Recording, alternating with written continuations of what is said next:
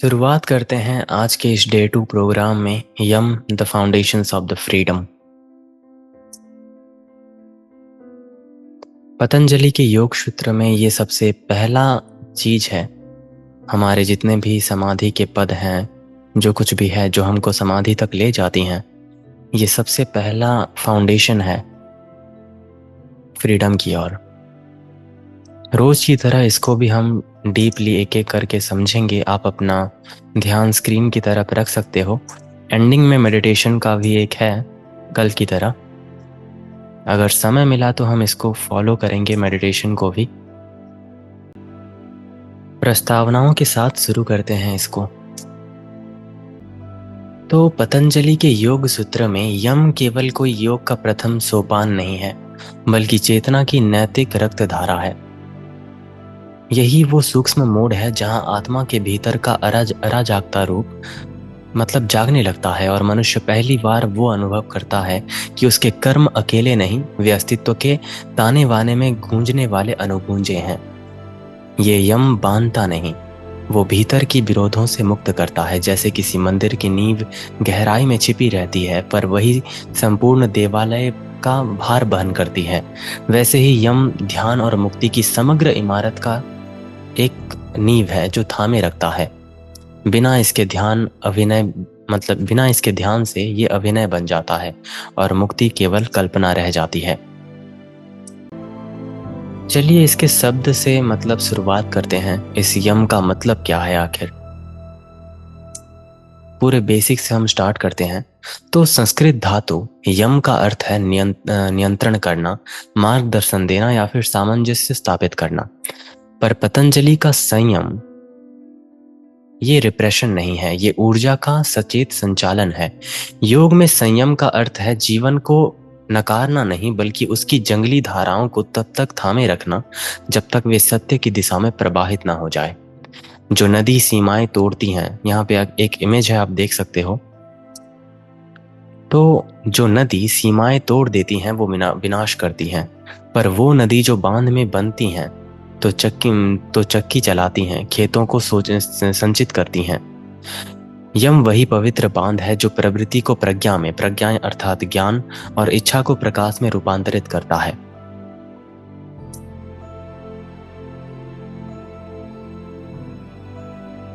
यम में मतलब जो कुछ भी है, हमारा फाउंडेशन ऑफ द फ्रीडम है, ये 5 भागों में बटा हुआ है। इसको भी एक एक करके हम समझेंगे पूरी तरह से।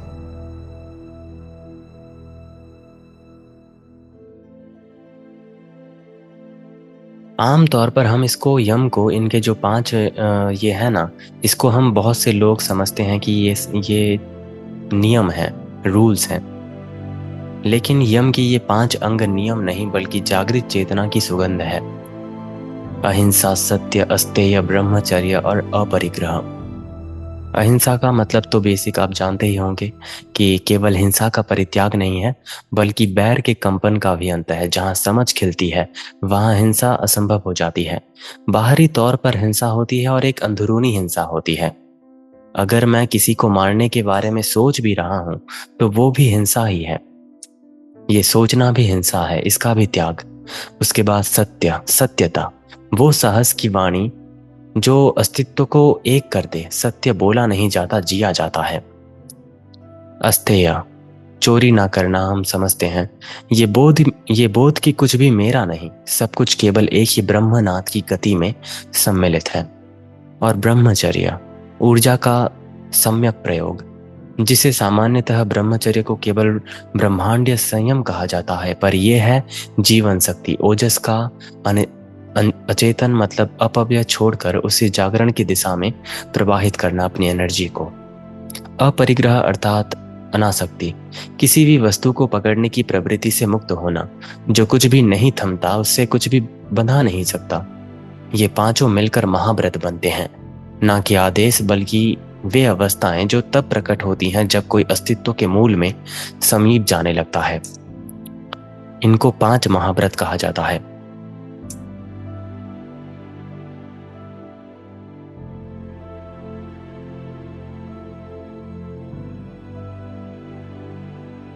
भीतर की क्रांतियों के बारे में भी थोड़ा जान लेते हैं। Inner revelation. यम वो क्षण है जब साधक बाहर से भीतर की ओर मुड़ता है।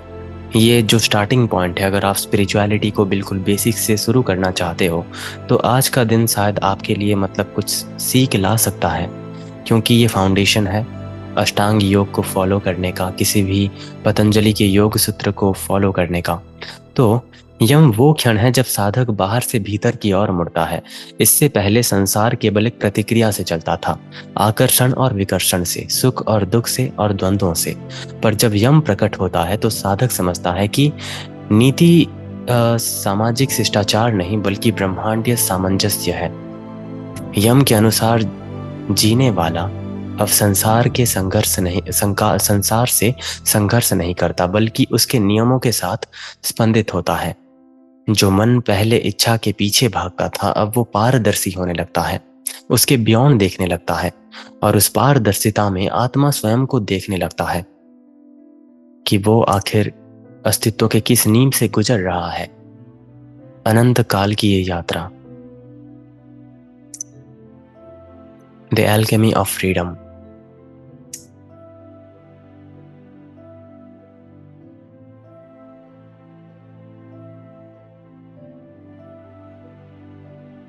तो यम के माध्यम से इच्छाएं एकाग्र हो जाती हैं। जब आप शुरुआत करते हो, यम का मतलब ही है शुरुआत करना। इसके माध्यम से जब इच्छाएं एकाग्र हो जाती हैं, विविधताएं मतलब जो वैरायटीज ऑफ चीजें हैं इस संसार में, एक ही चेतना की लौ में समा जाती हैं। ये एकत्रता एक निशब्दता उत्पन्न करती है।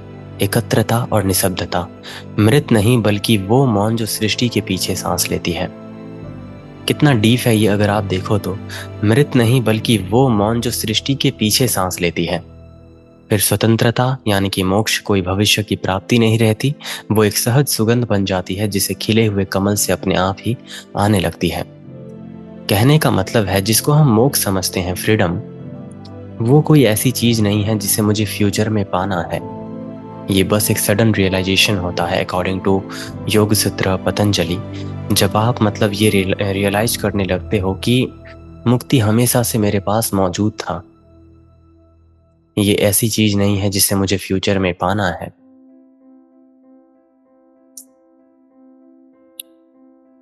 वास्तव में यम योग की शुरुआत नहीं, वो योग की शाश्वत दशा है, क्योंकि जहां प्रेम से उत्पन्न संयम नहीं वहां सामंजस्य नहीं, और जहां सामंजस्य नहीं वहां स्वतंत्रता असंभव हो जाती है।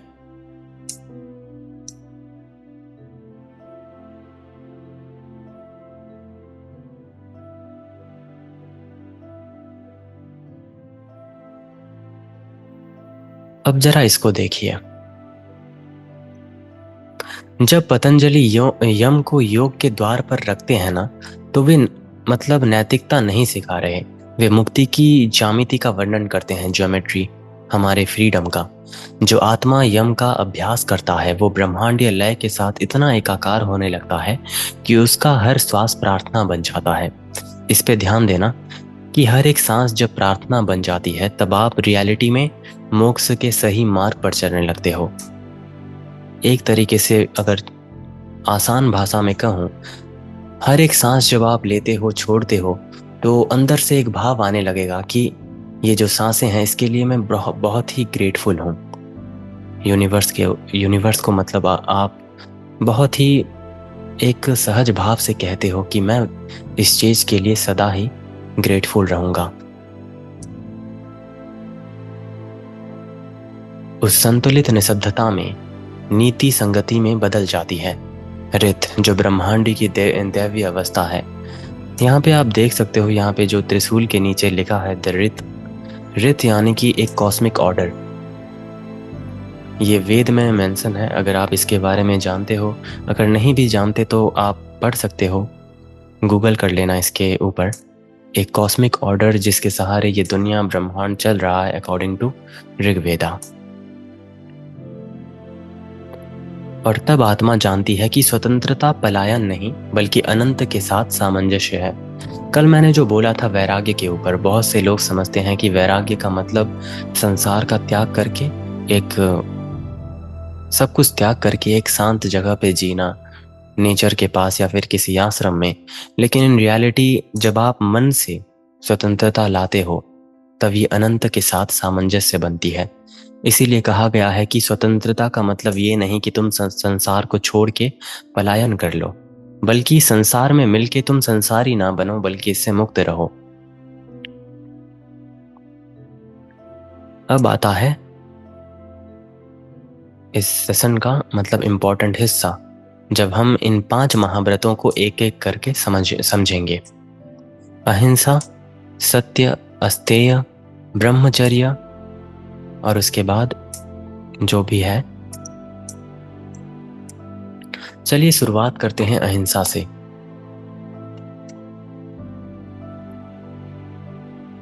अहिंसा का सार यानी कि एक पवित्र निःशब्दता। अहिंसा केवल हिंसा का अभाव नहीं, वो गहरी समझ की उपस्थिति है। वो तब उत्पन्न होती है जब आप देखते हो मतलब देख पाते हो कि वही एक जीवन मतलब चींटी, वृक्ष, पक्षी, शत्रु और स्वयं सब में सांस ले रही है। एक जीवन है, पर वो हर एक छोटी से लेकर बड़ी वस्तु के साथ जो जीवित है, सब में वो अंदर समाये हुए सांस ले रही है।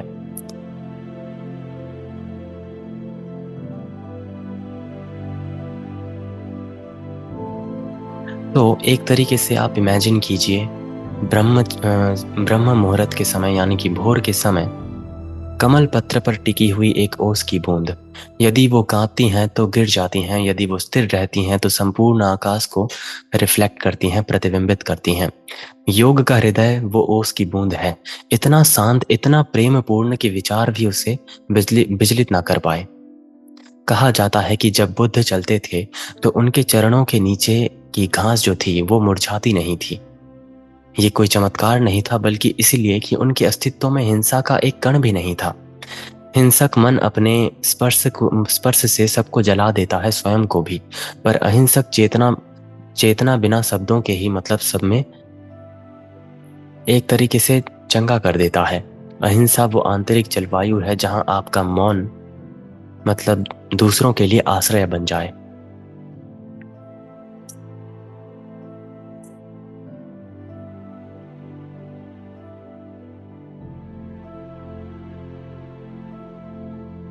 अहिंसा मतलब एक ही जीवन हर एक जीवन में सांस ले रहा है। उसके बाद आता है सत्य, वाणी, विचार और अस्तित्व की एकता।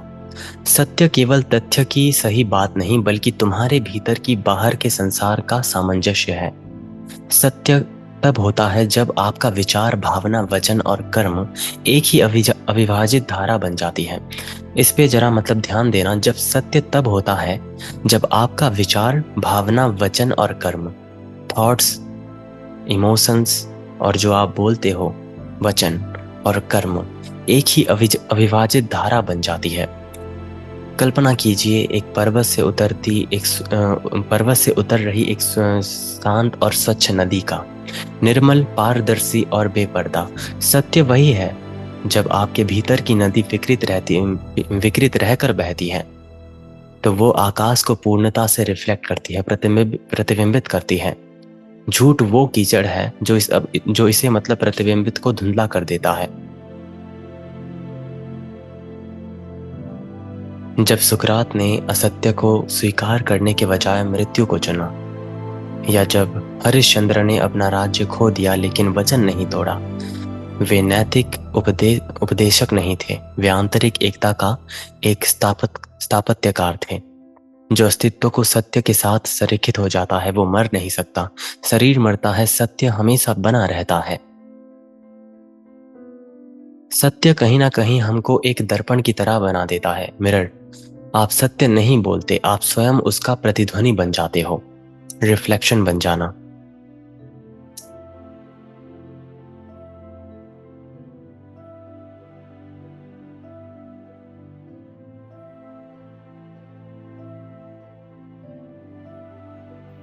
अब आता है अस्तेय। अस्तेय मतलब हम आमतौर पर समझते हैं चोरी मत करना, लेकिन अस्तेय केवल चोरी मत करो ये नहीं है। ये वो तृप्ति है जो जानती है कि कुछ भी कमी नहीं है। चोर वो नहीं जो दूसरों को मतलब दूसरों का चीज या फिर चुराता है, लेता है, बल्कि वो जो मानता है कि उसके पास पर्याप्त नहीं है। हर एक इंसान चोर है जो मानता है कि उसके पास पर्याप्त नहीं है। चांद सूर्य से प्रकाश नहीं चुराता, वो केवल जो मिला है उससे सुंदरता से प्रतिबिंबित करता है। जो मिल रहा है उसको रिफ्लेक्ट करता है। वैसे ही जब आपका हृदय दर्पण बन जाता है तो आप सब कुछ पाते हो बिना कुछ पकड़े। महाभारत में जब युधिष्ठिर सब कुछ मतलब दांव पर हार जाते हैं, महाभारत में जब युधिष्ठिर सब कुछ दांव पर हार जाते हैं तो कृष्ण उन्हें स्मरण दिलाते हैं कि जो खो सकता है वो कभी तुम्हारा था ही नहीं। अस्तेय खुली हथेलियों से मतलब जीने की कला है। कुछ ना लेना फिर भी सब कुछ का स्वामी बनना, स्वामी होना। कितना डीप है अस्तेय का ये एग्जाम्पल अगर आप देखो तो। अस्तेय मतलब हम स्कूल में या फिर फिलॉसफी के क्लासेस में पढ़ाया जाता है कि अस्तेय मतलब चोरी मत करना, लेकिन इन रियलिटी अस्तेय का यही मतलब है कि वो व्यक्ति जो ये समझता है कि उसके पास पर्याप्त नहीं है। हम सभी को डेफिनेशन समझाया जाता है लेकिन उसका मतलब नहीं समझाया जाता। तो सच्चा अस्तेय तब है जब आप दूसरों की पहचान भी उधार नहीं लेते, ना किसी की नकल, ना किसी की तुलना और ना ही किसी की लालसा। ये आत्मा की मौलिकता है, अपने स्वयं के स्वरूप में जीने की पवित्र ईमानदारी है। ये एक और पॉइंट है जो हम हमारी सोसाइटी में लागू होता है।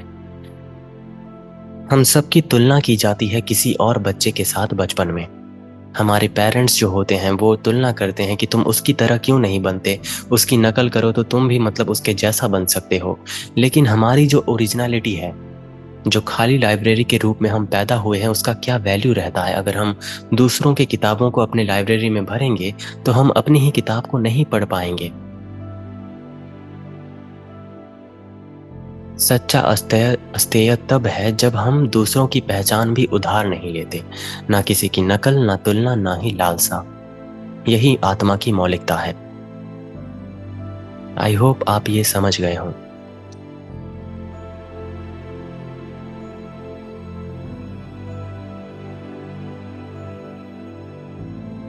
अब आता है ब्रह्मचर्य, the right use of energy.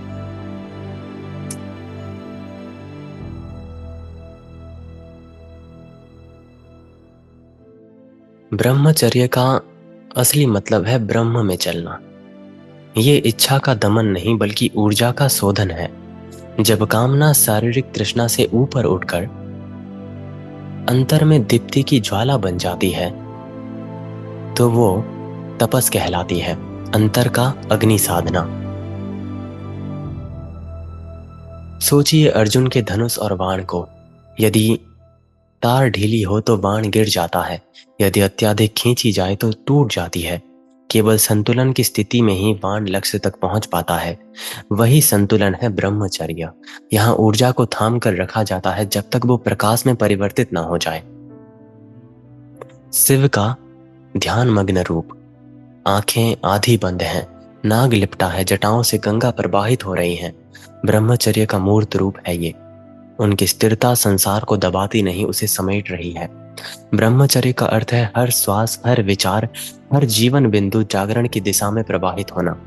अगर एक प्रैक्टिकल एग्जांपल दूं तो जब हम खाना खाते हैं, जब हम मतलब हर एक पल को जागरूकता के साथ जीते हैं, संयम के साथ, अपने आप को फोर्स करके नहीं, मतलब पूरी तरह से कंट्रोल में लाके, बिना फोर्स के साथ।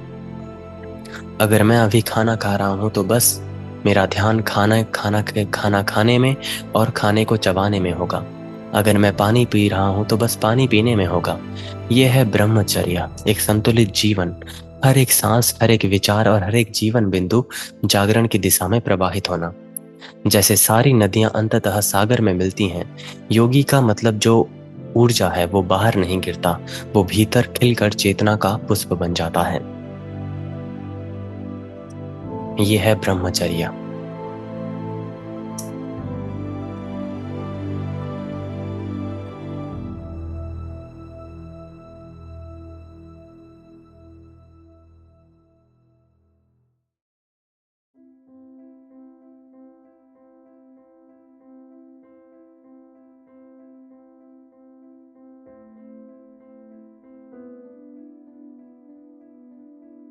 ये थे 5 महाव्रत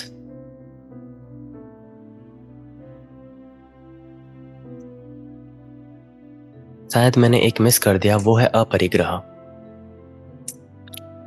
तो अपरिग्रह यानी कि आसक्ति से मुक्ति।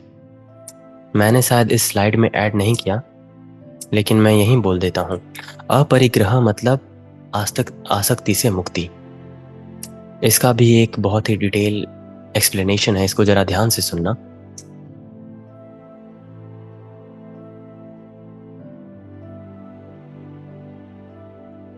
तो अपरिग्रह एक कला है, एक ऐसी कला जो जीवन छीनने से पहले ही छोड़ देती है। ये वस्तुओं, स्मृतियां और संबंधों के प्रति भीतर की जकड़न से मुक्ति है। पतझड़ में वृक्ष अपने पत्ते छोड़ देते हैं, शोक से नहीं बल्कि श्रद्धा से, क्योंकि उसे विश्वास है कि जो बसंत है वो फिर से आएगा। ये है अपरिग्रह, अस्तित्व की लय पर ऐसे भरोसा करना कि आप सहजता से सब कुछ छोड़ सको। राजा जनक का जीवन इसका सर्वोत्तम एक उदाहरण है। वो राज्य करते हुए भी मतलब एक तरीके से मुक्त आत्मा थे। वो उनके महल में मतलब जो आग लगी तो उन्होंने मतलब शांत होकर कहा कि मेरा मन नहीं जला। भले ही महल जल गया लेकिन मन नहीं जला। यह है अपरिग्रह। ये वैराग्य मतलब ठंडेपन से नहीं बल्कि उस गर्म समझ से जन्मता है जो जानती है कि कुछ भी बाह्य आत्मा का नहीं है। जो बाह्य जगत है वो आत्मा का नहीं है। जहाँ जागरूकता आरंभ होती है वहाँ स्वामित्व समाप्त होती है। जब आप कुछ नहीं रखते तो संपूर्ण ब्रह्मांड आपका घर बन जाता है।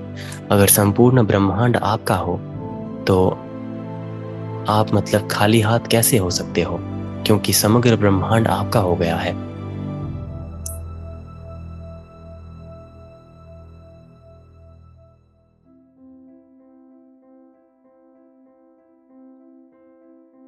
तो ये है the inner synthesis, the circle of यम।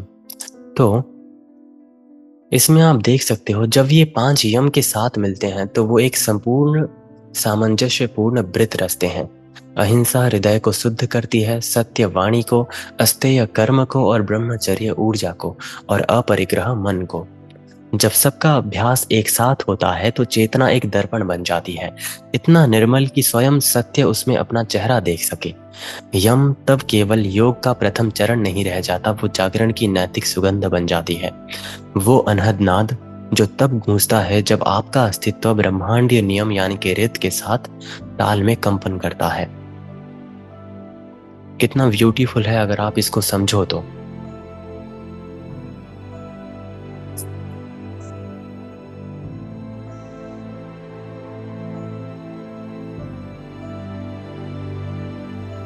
अब एक और इम्पॉर्टेंट चीज आती है, ये जो हमारे श्लोक नंबर 2.31 में मेंशन है। मैंने इसको सिंपली एक्सप्लेन किया है, द यूनिवर्सल वो महाव्रत। तो ये संयम सार्वभौमिक है, समय स्थान और परिस्थिति से बंधे नहीं। तो यहाँ पतंजलि कुछ ऐसा कहते हैं जो युगों से परे है। वे घोषित करते हैं कि यम में ये 5 संयम जो हैं ये सापेक्ष नैतिकताएं नहीं हैं बल्कि महाव्रत हैं, महान संकल्प। अर्थात ये प्रत्येक परिस्थिति में, हर युग में, हर लोक और हर चेतन की अवस्था में सत्य है। ये किसी समाज या धर्म द्वारा बनाए गए नियम नहीं है बल्कि चेतना के नियम, संयम नियम है। जैसे गुरुत्वाकर्षण भौतिक जगत को संचालित करता है, वैसे ही यम चेतना जगत को मतलब संचालित करता है। यहाँ तक कि बुद्ध और जितने भी हमारे स्पिरिचुअल लीडर्स थे वो भी अपने सर्वोच्च बोध में इन्हीं 5 स्वर में मतलब स्पंदित हुए हैं। अहिंसा, सत्य, अस्तेय, ब्रह्मचर्य और अपरिग्रह। बुद्धिज्म एंड जैनिज्म का भी यही मतलब सिमिलर कॉन्सेप्ट है।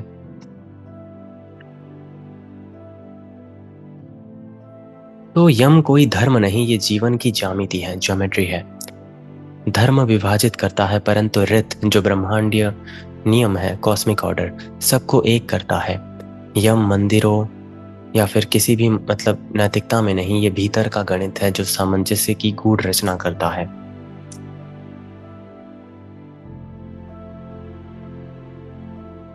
एक गोल्डन रेशियो कह लो आप।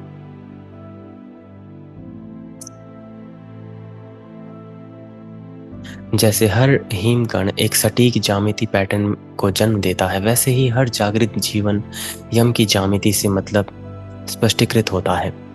इन पवित्र अनुपातों के बिना चेतना अपना आकार नहीं रख सकती, यह अराजकता में ढह जाती है।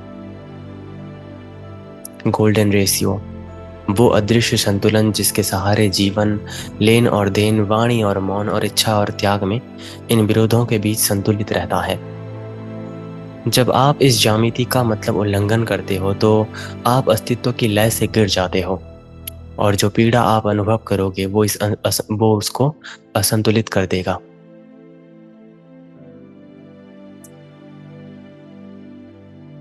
ये बिलोंग्स नहीं करता किसी भी रिलीजन या फिर किसी भी कॉन्सेप्ट में। ये एक महाव्रत है, इसको कोई भी मतलब फॉलो कर सकता है, कोई नियम नहीं है इसके।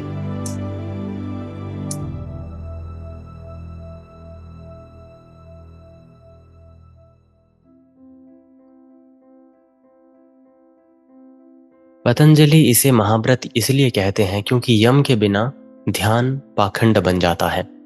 यम के बिना ध्यान वैसा है जैसे कीचड़ भरे जल में आकाश का प्रतिबिंब देखने का प्रयास करना। जो मन चोरी करता है, झूठ बोलता है, लिप्त है, आसक्त है, वो स्थिर नहीं हो सकता। आंखें बंद कर सकता है पर भीतर अराजकता ही स्वप्न बनकर उठेगी। ये बहुत अच्छी बात है अगर आप देखो तो। अगर हम अपने आप को इन्हीं सब चीज़ों से ठीक ना करके डायरेक्टली मेडिटेशन में उतर जाएं तो ये एक पाखंड बन जाती है। जो बिना यम के ध्यान करता है, यहाँ पे मैं जो शब्द प्रयोग कर रहा हूँ यम, तो ये जहाँ मैं ये प्रयोग करूँ तो ये समझ लेना वो 5 महाव्रत जो मैंने आपको बताया। तो जब हम इन 5 महाव्रत के बिना ध्यान करते हैं तो वो मौन की जो मौन के क्षण को जो पाता है वो मुक्ति नहीं है, क्योंकि उसकी नींव अब भी अस्तेय से कांप रही है, असत्य से। महाव्रत केवल नैतिक पवित्रता नहीं बल्कि अस्तित्व की सच्चाई के प्रति एक निष्ठा है। इस निष्ठा के बिना मौन भी शोर बन जाती है।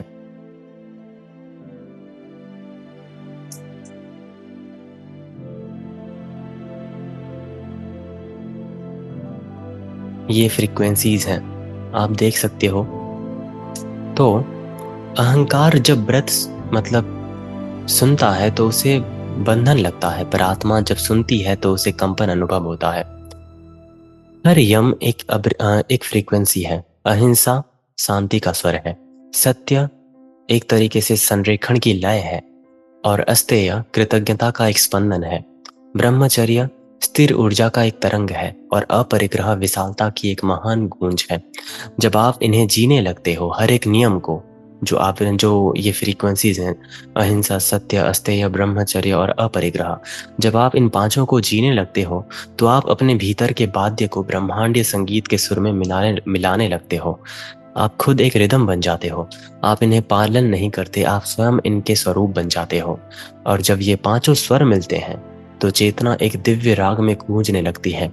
वही है सामंजस्य का एक महान व्रत।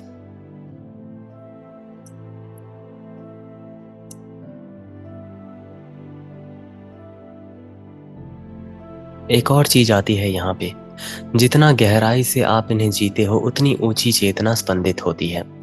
हर यम एक रासायनिक क्रिया है, वो स्थूल ऊर्जा जो स्वर्ण में रूपांतरित करता है। अहिंसा क्रोध को करुणा में बदल देती है, सत्य भ्रम को स्पष्टता में बदलती है, अस्तेय लोभ को उदारता में, और ब्रह्मचर्य वासना को प्रकाश में, और अपरिग्रह भय को स्वतंत्रता में।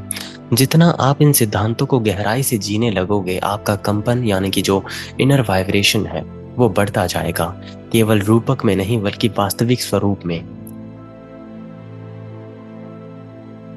हमारा जो तंत्रिका तंत्र है वो हल्का, सूक्ष्म और पारदर्शी होने लगता है। इच्छाओं का भार पिघल जाता है, हृदय आकाश बन जाता है। तब ध्यान साधना नहीं रहती, वो सहज घटना बन जाती है। मौन को बुलाना नहीं पड़ता, वो तो उतर आता है अपने आप। स्वतंत्रता खोजनी नहीं पड़ती, वो आपकी अपनी ही सुगंध बन जाती है। ये शब्दें बहुत ही ब्यूटीफुल है, लेकिन जितना ज़्यादा ये सुंदर है उतना ही एक्सपीरियंस में और ही डीप है ये।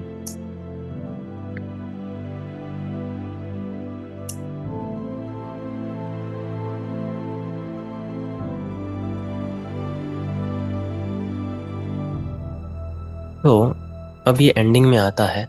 जब आप महाभारत शब्द को स्मरण करो तो एक विराट मंडल की कल्पना करो, जैसा कि आप इस इमेज में देख सकते हो, जहां प्रत्येक यम एक दीप्तिमान पंखुड़ी है जो आपके अस्तित्व के केंद्र के चारों ओर घूम रही है। वो घूमता हुआ सामंजस्य मुक्ति की ज्यामिति है, ज्योमेट्री है। और जैसे जैसे ये मंडल घूमता है सभी असत्य गिरने लगते हैं। केवल मौन ही शेष रहता है, वो मौन जो स्वयं को जानता है।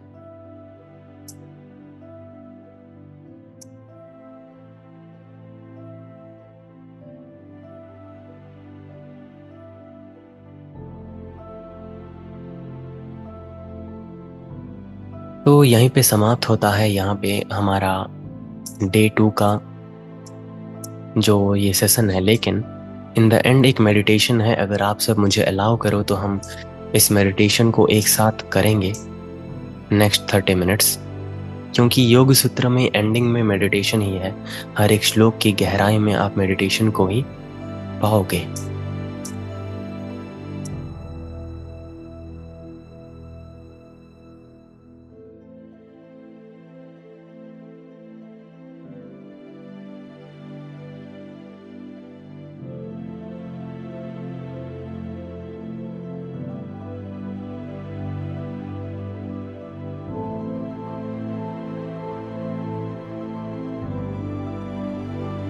क्या आप सभी तैयार हो इस मेडिटेशन को एक साथ करने के लिए? मुझे चैट बॉक्स में आप बता सकते हो।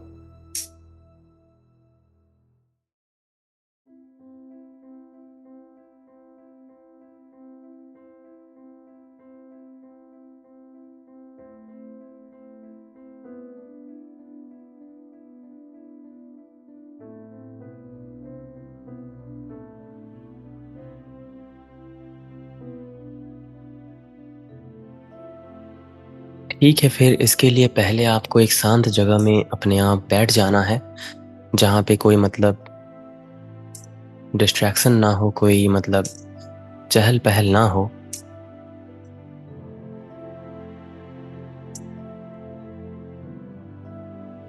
अपने आप को 5 मिनट हम तैयार करेंगे। बैठ जाइए सहज, शांत और गहराई से। अपनी रीढ़ को मतलब एक पवित्र स्तंभ की तरह मतलब ठहराव में रखें, जो पृथ्वी को आकाश से जोड़ता है। और धीरे धीरे अपनी आंखें बंद कर लेना, मानो संपूर्ण जगत आपके साथ आंखें मूंद रही हो। अपने आप को 2 से 3 मिनट के अंदर तैयार कर लीजिए।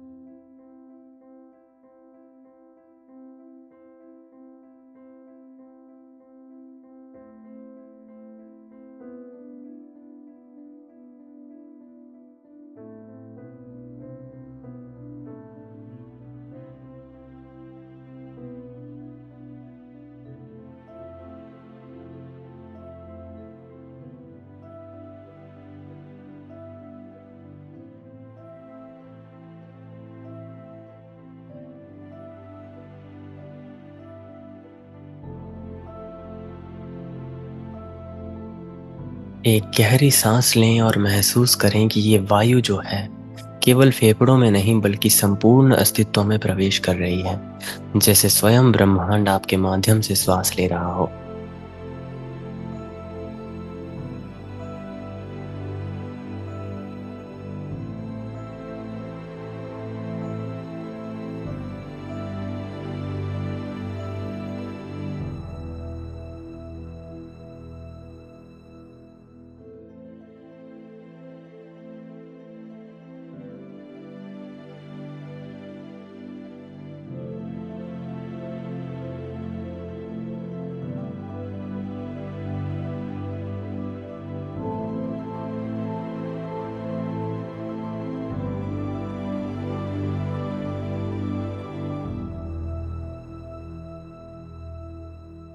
जब आप सांस लें और छोड़ें, तो इस तरह से अपनी सांस छोड़ें जैसे प्रयास, स्मृतियाँ और नियंत्रण की अनंत परछाइयाँ उस श्वास के साथ ही बाहर निकल रही हों।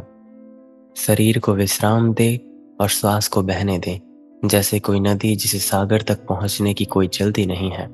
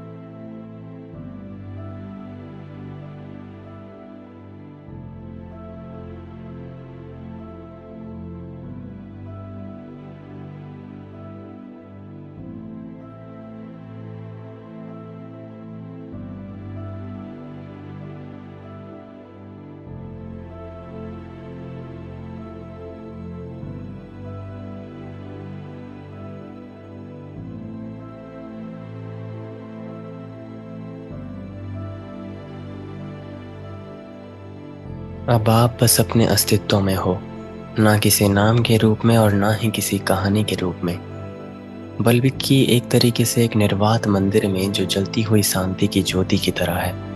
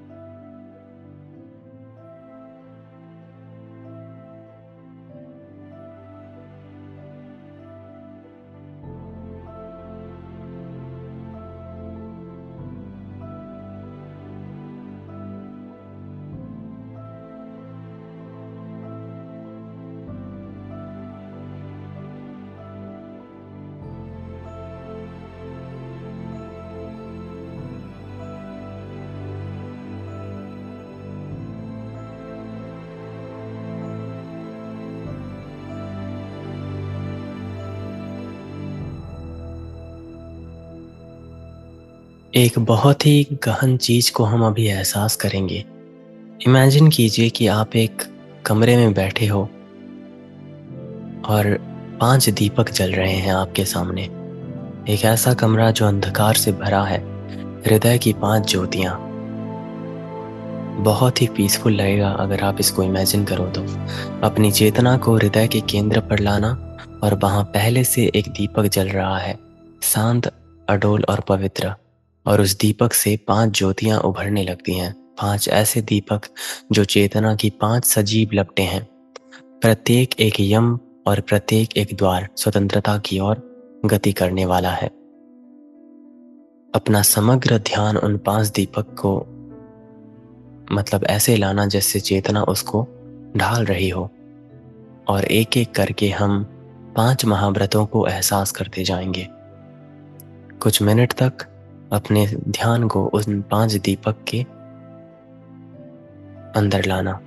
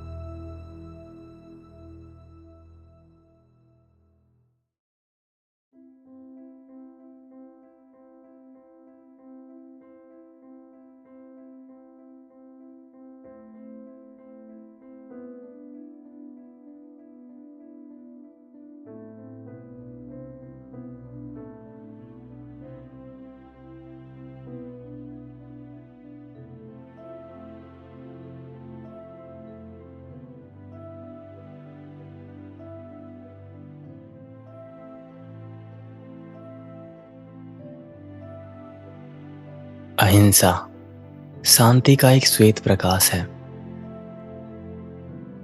ये अहिंसा है जो स्थिरता, जो आघात नहीं करती, वो प्रेम जो किसी कारण का मोहताज नहीं है। आपके हृदय के केंद्र में एक कोमल श्वेत प्रकाश है जो धीरे धीरे फैल रहा है। इस प्रकाश को अपने समूचे शरीर में फैलने दें, विचारों में, वाणी में, कोशिकाओं में। इसके स्पर्श से समस्त संघर्ष पिघल लगता है और आप पहचानते हो कि शांति प्राप्त करने की कोई चीज नहीं थी, वो तो हमारा मूल स्वरूप था। जब आप हर एक कोशिका में, हर एक कण में इन शब्दों को विचारों से परे, वाणी से परे, अहिंसा को मतलब स्थान देते हो, तो आप मतलब पवित्रता की ओर पहला कदम बढ़ाते हो।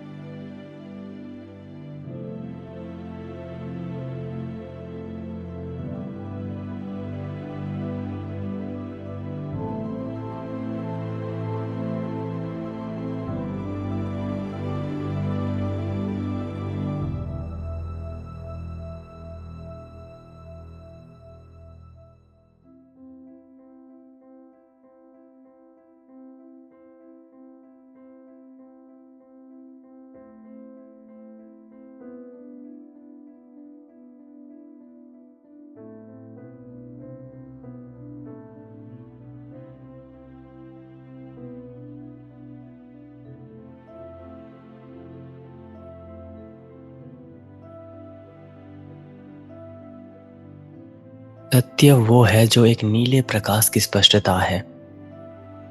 श्वेत आभा के ऊपर एक गहरा गहरा नीला प्रकाश है जो रिप्रेजेंट करता है अध्यात्म को।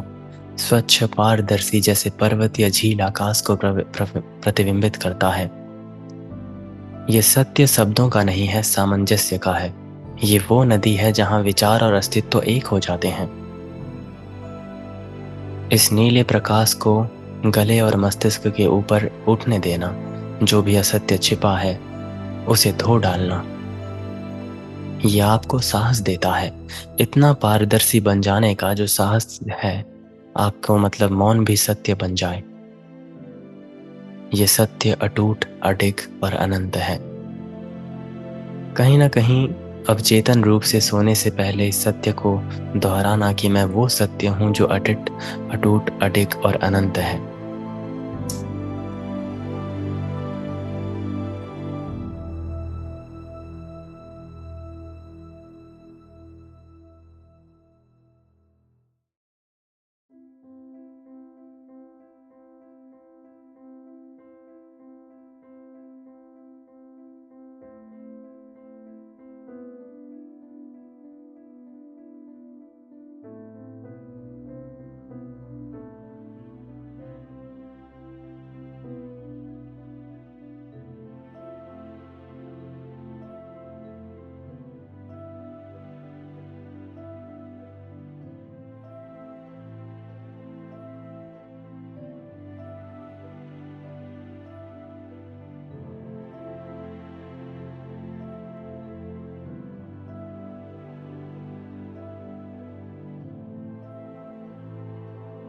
अब आता है अस्तेय, कृतज्ञता का एक स्वर्ण प्रकाश। आपके वक्ष में एक स्वर्ण प्रकाश है जो कोमल, जैसे सांझ का सूर्य हो। यह अस्तेय चोरी ना करना नहीं, अर्थात ये वो है जो संतोष का अनुभव करना सिखाता है कि मुझ में कोई कमी नहीं है। हर श्वास एक उपहार है, हर क्षण एक स्वप्नता है। इस स्वर्ण आभा को अपने भीतर बहने देना, तुलना और लालच के परे, यहाँ तक कि ये मेरा या तेरा नहीं बल्कि जीवन का एक लय है। रिक्तता में भी मतलब चमकती हुई कृतज्ञता।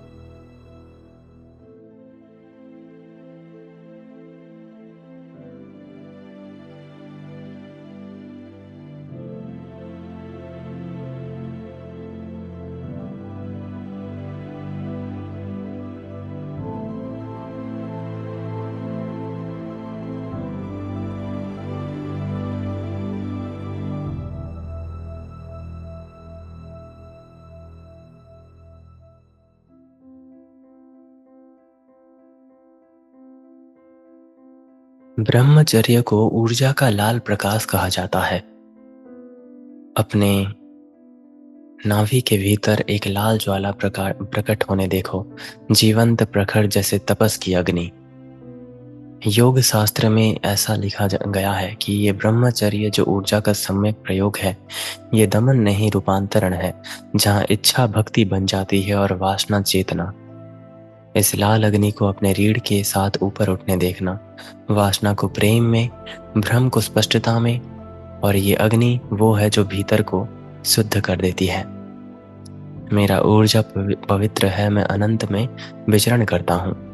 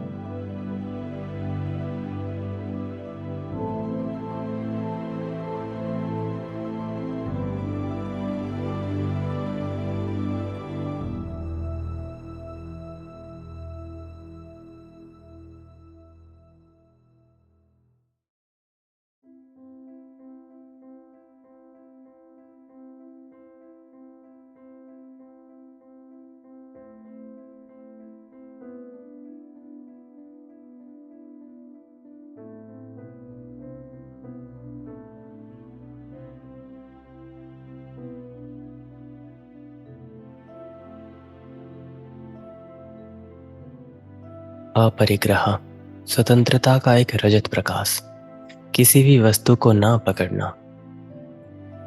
इस रजत आभा को अपने चारों ओर फैलते हुए महसूस करना, सभी आसक्तियों की मतलब गांठ खुलते देखना। कुछ भी जो हमको बांध नहीं पाता, ना अतीत, ना भय, ना ही स्वामित्व का एक भ्रम। ब्रह्मांड तो हमारे माध्यम से बह रहा है और हम उसका प्रतिरोध नहीं कर रहे। रजत प्रकाश जो चारों ओर फैली है, जब आप भोर में यानी कि ब्रह्म मुहूर्त में उठ के ध्यान करोगे, तो आप अपने आप को मतलब अलगाव में पाओगे कि मैं तो स्वयं इस चेतना के स्तर में मतलब भटक रहा हूँ, तो किसी भी चीज से मैं नहीं जुड़ा। कुछ भी मेरा नहीं, लेकिन संपूर्ण ब्रह्मांड मेरा है।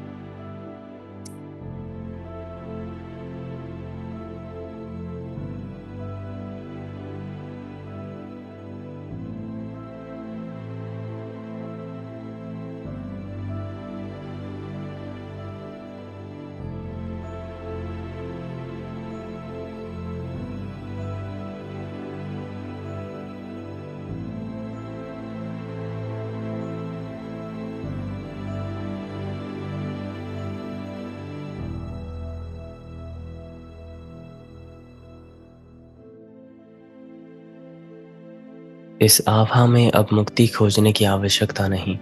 मुक्ति स्वयं हमारे माध्यम से श्वास लेगा। जैसे फूल अपनी सुगंध के पीछे नहीं भागता, वो बस खिलता है और सुगंध स्वयं फैलती जाती है। महाव्रत, अगर आप रोज इस चीज को प्रैक्टिस करोगे, तो ये दैवीय अवस्था में जीवित ज्यामिति बन जाएगी।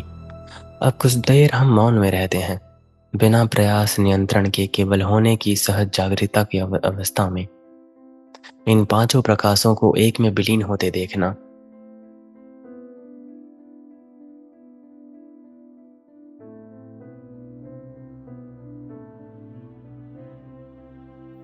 शुद्ध चेतना, शुद्ध अस्तित्व।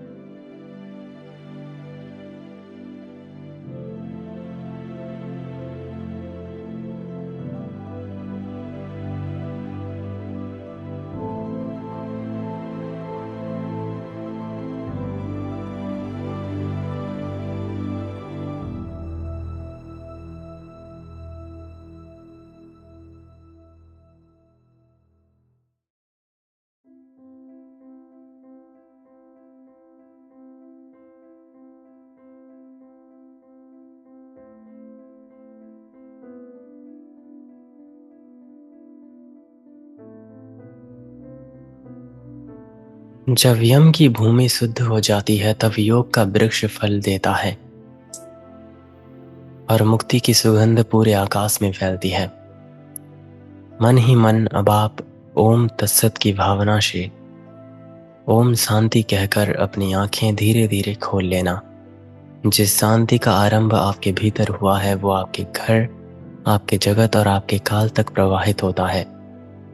और जब आप धीरे धीरे आंखें खोलो तो ये सत्य याद रखना कि आप साधक नहीं बल्कि वो मौन है जो किसी खोज में मतलब साधना नहीं करता, अपने आप को पाने का एक अनंत नृत्य है जो न जाने कितने युगों से इस आत्मा रूपी सत्य में उजागर हो रही है।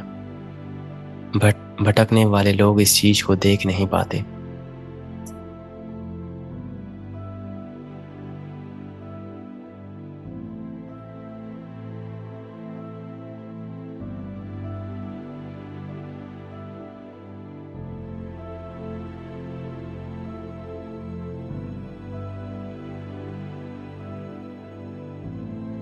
तो मैं ये उम्मीद करता हूँ कि आज का ये सेशन कल की तरह आपके लिए अच्छा रहा हो। मिलते हैं कल के डे 3 के प्रोग्राम में। जो टॉपिक है वो है नियम, refining the inner flame. I hope कल भी आप आज की तरह ही जुड़ो, अटेंड करो। तो मिलते हैं कल हमारे एक नए सेशन में। आप सभी का बहुत बहुत धन्यवाद। सभी को शुभ रात्रि। हर हर महादेव। मैं यहीं पे एंड करता हूँ।